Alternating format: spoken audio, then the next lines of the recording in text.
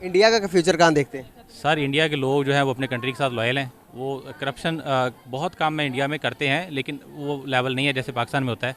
और वो अपने मुल्क को आगे लेके जाना चाहते हैं। और पूरी दुनिया में वो जो है इतनी बड़ी एक तो मार्केट है, हब है, और जिस वजह से जो है वो दिन ब दिन ऊपर ही जा रही है।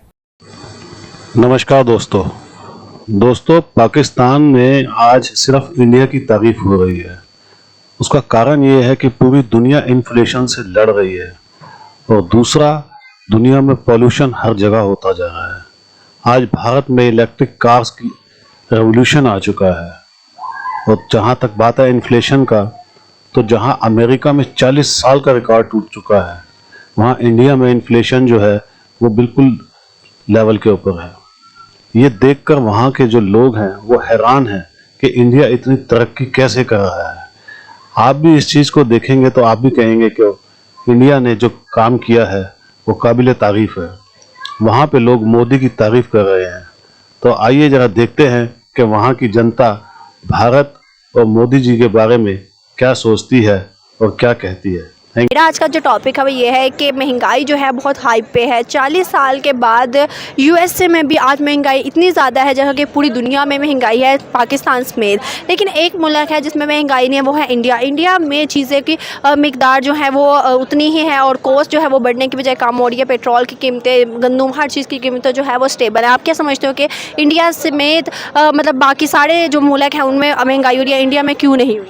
देखिए, उसकी एक सबसे बड़ी वजह ये है कि इंडिया प्री प्लान्ड है। अपने प्लान्स को अपने आगे 30-40 साल आगे का सोचता है वो। ठीक है, आप देखिए, जैसे आपने गंदम की बात की, उन्होंने जब गंदम का आपके सामने रेट बढ़ना शुरू हुआ है, एक्सपोर्ट जो है बंद हो रही थी, उन्होंने अपनी टोटल एक्सपोर्ट बंद कर दी। ठीक है, उन्होंने एक्सपोर्ट बंद कर दी। वही गंदम फिर उन्होंने अपनी ऑडियंस को, यानी कि अपनी आवाम को सस्ते रेट्स में दी, क्योंकि वो उनकी थी, उधर से ही जो है उन्होंने बनाई थी। तो उन्होंने उस चीज़ को अपनी आवाम को फ़ायदा दिया।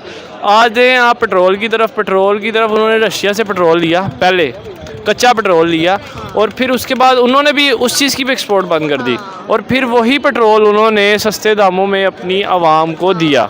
ठीक है, वो आप चाहे अपनी उनकी आवाम को सहूलत की बात करें या फिर उनके बच्चों की एजुकेशन की बात करें, वो प्री प्लान रखते हैं हर चीज़। अब आपके सामने उन्होंने आज से कुछ साल पहले अपने आईटी सेक्टर को बढ़ाने का सोचा था। अब उन्होंने कहाँ से शुरुआत की? स्टूडेंट से, स्कूल लेवल से। स्कूल लेवल पे उन्होंने अपने बच्चों को इस तरह की एजुकेशन देना स्टार्ट कर दी कि हमारे यहाँ के ग्रेजुएशन के स्टूडेंट्स भी वो चीज़ नहीं जानते। ये मैं आपको श्योर कह सकता हूँ। ठीक है, अब वहाँ का बच्चा आईटी में इतना एक्सपर्ट है, उसको पता था, इंडिया को पता था कि आईटी का दौर आना है, इसलिए हम इसको पहले से अगर प्लान कर लें तो हमें फ़ायदा होगा। और वही बात हो रही है। अब वहाँ पर आप जितनी बड़ी यूएसए की जितनी बड़ी कंपनीज़ हैं, उनके सीईओज़ इंडिया में बैठे हैं। उनका कल्चर जो है आप देखो, मतलब दिल खुश हो जाता है उनके कल्चर देखते। तो इन फ्यूचर में इंडिया को तो सिर्फ एशिया की नहीं, दुनिया की सबसे बड़ी कंट्री देख रहा हूँ। इलेक्ट्रिक मोबिलिटी के अंदर महिंद्रा ने अपनी एक और नई एसयूवी निकाली है, एसयूवी 400 जिसे कहा जाता है। ठीक है, एवोल्यूशन लाने के लिए यही काफ़ी है। अब मैं आपको बताता हूँ कि वो एक आधे घंटे के चार्ज के अंदर तकरीबन 450 किलोमीटर तक चल सकती है, और एयर बैग्स अलग, ऑटो ड्राइव है। एक आपने बस उसको कमांड देनी का हमने यहाँ पर जाना, तो वो गाड़ी आपको ऑटोमेटिक लेके जाएगी। और इस गाड़ी की प्राइस है 15 लाख रुपए। क्या समझते हैं आपकी कितनी बड़ी अचीवमेंट है इंडिया के लिए? मैं कह रहा हूँ कमाल हो गया जी। 15 लाख में इतने ज़्यादा ऑप्शन और इतनी ज़बरदस्त गाड़ी दे दी, और वो भी इलेक्ट्रिकल, और इतना ज़्यादा ट्रैवल। कोई गाड़ी भी 250 किलोमीटर से ज़्यादा चलती नहीं इलेक्ट्रिक, और उसमें 450 किलोमीटर बहुत ही ज़्यादा माइलेज रख दी उन्होंने। और उसके साथ साथ मैं कह रहा हूँ कि इंडिया जिस तरह तरक्की कर रहा है, मेरा नहीं ख्याल कि वो कभी भी जो है वो कभी बैक जा सकता है, क्योंकि वो दुनिया में जो ना खुद को पहले ही उन्होंने ऑलरेडी बनवाया और नंबर 1 पे लेके चल रहे हैं। और वो ऐसे लोग हैं कि वो जो कभी भी जो है वो अपनी जो काम है उसके साथ लॉयल्टी दिखाते हैं, मेहनत करते हैं और फुल एफर्ट्स के साथ काम करते हैं। उनमें मैंने देखा है जो काम चोरी जो ना वो बहुत कम है, या तो वो काम करते नहीं, अगर करते हैं तो वो फुल अपना 100% देते हैं। और जो आपने कंपनी की बात कर रहे हैं, ये भी इनकी मैंने गाड़ी रिसेंट बहुत सारी देखी हुई हैं। हर दफ़ा एक बेस्ट से बेस्ट गाड़ी जो है ना वो निकालते हैं और मार्केट में लॉन्च कराते हैं। जैसे कि आप देख रहे हैं कि दुनिया के बड़े बड़े इन्वेस्टर इंडिया में इन्वेस्टमेंट करने के लिए जाते हैं। जीडीपी आप देखेंगे तो चाइना को भी बीट कर रहा है इंडिया। जीडीपी के लिहाज से। चाइना की टोटल जीडीपी 4.6 चल रही है इस टाइम, इंडिया की जीडीपी जो चल रही है 8.7 चल रही है, 8.7 एवरेज कर रही है, फीसद बढ़ती जा रही है। क्या कहना चाहेंगे, इसको किसको क्रेडिट जाता है इसका? देखिए जी, उसकी हुकूमत को क्रेडिट जाता है, वो इस मामले में उनको इनिशिएटिव कर रही है ताकि इंडस्ट्री को डेवलप कर रही है, इस तरफ उनकी तवज्जो है।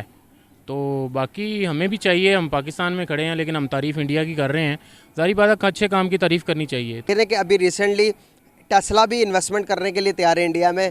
टेस्ला गाड़ियों की बहुत महंगी और एक्सपेंसिव गाड़ियाँ होती हैं। जब टेस्ला जैसी कंपनियां और एप्पल कंपनी खुद मैन्युफैक्चर होती है, जो से एप्पल अब हम यूज़ करते हैं, मेड इन इंडिया लिखा हुआ होता है, एक्सपोर्ट कर रहा दुनिया में, आपको क्या लगता है कि एक्सपोर्ट कितनी वैल्यू रखती है किसी भी मुल्क की तरक्की के लिए? बहुत वैल्यू रखती है जी, एक्सपोर्ट जितनी ज़्यादा होगी उस मुल्क का नाम उतना ही रोशन होगा। अगर वो मैन्युफैक्चरिंग प्लांट्स जो है वो पाकिस्तान में लग जाएंगे तो इन सारों के तो जो जेबों में पैसे जाते हैं वो तो ख़त्म हो जाएंगे ना, जो इन लोगों के पास जो कमीशन आते हैं वो भी ख़त्म हो जाएंगे, और इसीलिए ये लोग वो काम होने ही नहीं दे रहे जिनसे इनके ज़ाती पैसे जो है वो ख़त्म हो जाएं। क्योंकि अगर वो बाहर की कंपनीज आ जाएंगी, वो होल्ड कर लेंगी, ज़ाहिर बात है उससे एक्सपेंस भी कम होंगे, सस्ते पैसों में आपको अच्छी गाड़ी मिलेगी, और ये लोग वो नहीं चाहते क्योंकि हर गाड़ी पे ऑलमोस्ट डबल प्राइसेस हैं और वो आवाम की जेबों से निकाल कर अपनी जेबों में डालते हैं, और बहुत कम पैसे हैं जो कि बाहर कंपनीज में जाते हैं। तो ये कैसे जो है ना मज़े को ख़त्म कर सकते हैं? इंडिया का फ्यूचर कहाँ देखते हैं? सर, इंडिया के लोग जो हैं वो अपने कंट्री के साथ लॉयल हैं, वो करप्शन बहुत काम में इंडिया में करते हैं लेकिन वो लेवल नहीं है जैसे पाकिस्तान में होता है, और वो अपने मुल्क को आगे लेके जाना चाहते हैं। और पूरी दुनिया में जो है इतनी बड़ी एक तो मार्केट है, हब है, और इस वजह से जो है वो दिन ब दिन ऊपर ही जा रही है।